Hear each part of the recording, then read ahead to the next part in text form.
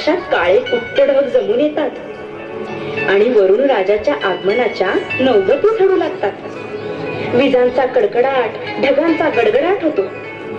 झाडे, फुलं, वेली यांना जणू नवजीवन, नव चैतन्यच प्राप्त होतं.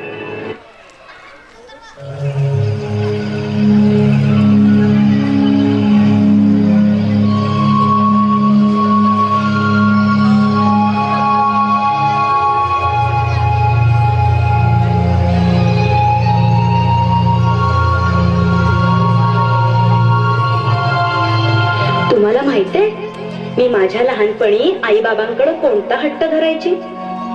चॉकलेट आणि गोळ्या खाण्याचा. आई मला ओरडायची.